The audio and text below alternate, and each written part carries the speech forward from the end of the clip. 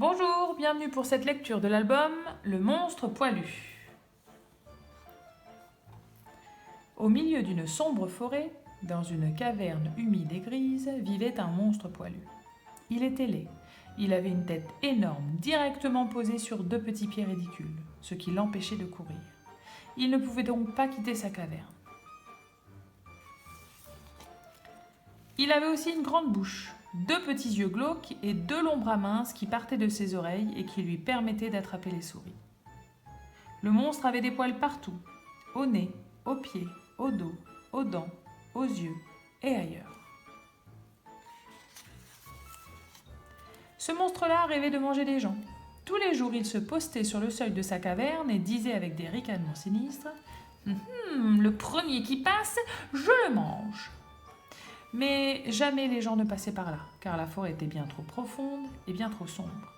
Et comme le monstre ne pouvait pas courir à cause de ses petits pieds ridicules, il n'attrapait jamais personne. Pourtant, avec patience, il continuait à attendre et à dire « Le premier qui passe, je le mange !» Un jour, un roi chassait dans la forêt, et il se perdit entre les arbres. Il s'approcha par mégarde de la caverne du monstre poilu. Deux longs bras surgirent d'un coin sombre pour attraper le roi. « Ha !»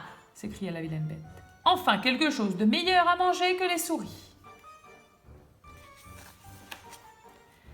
Et le monstre ouvrit une large bouche. « Arrête ! Arrête !» s'écria le roi. « Je connais quelque chose de bien meilleur que moi à manger !» « Et quoi ?» demanda le monstre. « Des enfants bien tendres, dit le roi. »« Ah ?» dit le monstre. Alors il attacha une grande ficelle à la jambe du roi et dit qu'il voulait bien le laisser partir s'il pouvait lui ramener un enfant à manger. Le roi promit qu'il reviendrait avec le premier gamin qu'il rencontrerait. « Attention !» ajouta le monstre poilu. « Si tu essaies de me tromper, je tire sur la ficelle et je te ramène ici. Compris ?»« Compris !» dit le roi. Il monta sur son cheval et galopa jusqu'à l'orée de la forêt. Là, il s'arrêta, sortit une grande paire de ciseaux de sa sacoche et essaya de couper la ficelle qui le rattachait au monstre. Mais il fut bien surpris. La ficelle était impossible à couper.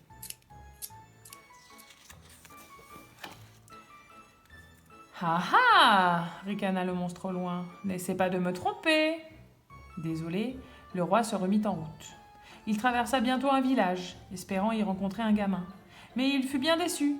Dans les rues, il n'y avait personne. Tous les enfants étaient à l'école.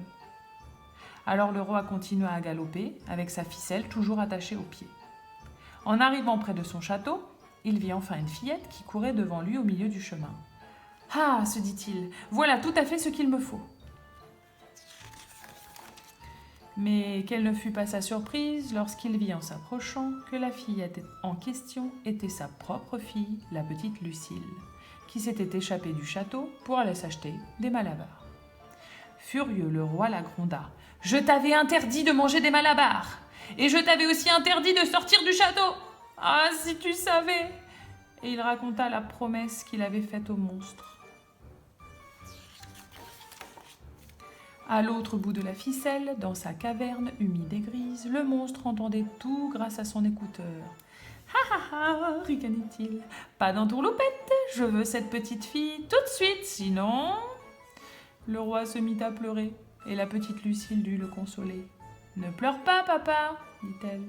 Je veux bien aller chez le monstre me faire manger. »« Ah, malheureuse !» sanglota le père. « Ah !» Il fit monter la petite fille sur son cheval et retourna à la caverne, d'où le monstre le guidait en tirant sur la ficelle. Arrivé là, il déposa sa fille en tremblant. Le monstre détacha la ficelle et ordonna au roi de partir tout de suite. Puis il se tourna vers la fillette qui attendait poliment, les mains derrière le dos. « Ha ha !» s'écriait le monstre. « Je vais te manger, mon petit lapin !»« Poil aux mains !» dit Lucille. « Quoi ?» dit le monstre. « Je dis poil aux mains, parce que vous avez des poils aux mains, dit Lucille. Et c'était tout à fait exact. Le monstre avait bien des poils aux mains, vu qu'il avait des poils partout. « Ça par exemple, dit le monstre, petit effronté, poil au nez, dit Lucille. Surpris, le monstre dut reconnaître qu'il avait aussi des poils au nez, puisqu'il était poilu partout. Mais comme il était en colère, il menaça la fillette. « Je vais t'apprendre, toi !»« Poil au doigt !» dit Lucille. « Tu vas le regretter, poil aux pieds. C'est tout de même malheureux, poil aux yeux. Attention, je compte 1, poil aux mains, 2, poil aux yeux, 3, poil aux bras, 4, poil aux pattes. » Le monstre, hors de lui, se roulait par terre de colère. C'était d'ailleurs très drôle à voir. Maintenant, il hurlait. « Ce ne sont pas des manières de princesse ! Poil aux fesses ! Maintenant, c'est fini ! Poil aux kiki !» Le monstre, enragé, la fureur le faisait gonfler, gonfler, gonfler. Il enfla tant et tant qu'à la fin, il éclata de colère, explosant en petits morceaux qui s'envolèrent dans tous les sens et devinrent des papillons multicolores et des fleurs parfumées. En dessous, sous la peau du vilain monstre poilu, apparut le petit garçon le plus mignon qu'on eût jamais vu. « Je suis le prince charmant, poil aux dents, » déclara-t-il avec un beau sourire.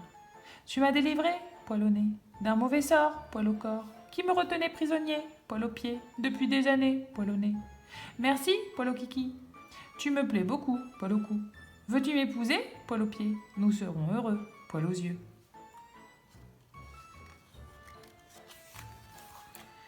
La petite fille trouva la proposition charmante. Elle accepta tout de suite et les deux enfants s'envolèrent sur le dos d'un papillon géant. À partir de ce jour, jamais plus, on n'entendit parler du monstre poilu. Poil final.